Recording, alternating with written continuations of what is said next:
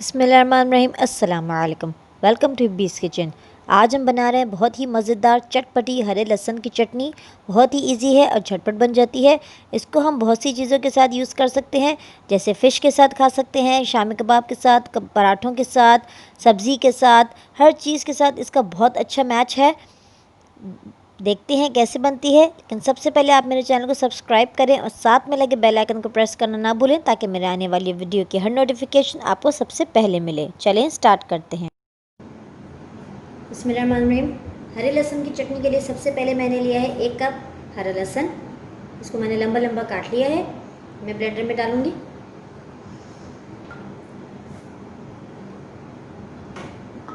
6 हरी मिर्चें,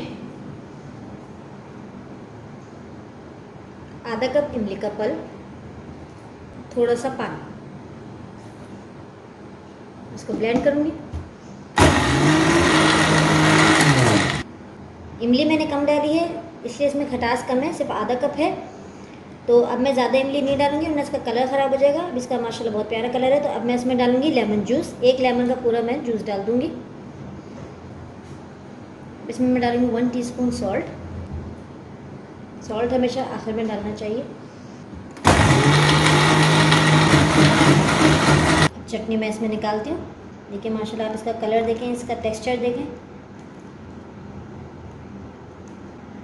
तो रेडी हमारी बहुत ही मज़ेदार खट्टी खट्टी हरे लहसुन की चटनी। आप इस रेसिपी को ज़रूर ट्राई करें। आप इसको फ़िश के साथ खाएं, बारबेक्यू के साथ खाएं, पराठों के साथ खाएं, हर चीज़ के साथ आपको ये बहुत अच्छी लगेगी। अगर आपको वीडियो अच्छी लगी है तो इसको लाइक करें और शेयर करें, और अगर आपने मेरे चैनल को सब्सक्राइब नहीं किया है तो काइंडली मेरे चैनल को सब्सक्राइब करें। जज़ाकल्लाह खैर। दुआ में याद रखिएगा। अस्सलाम वालेकुम।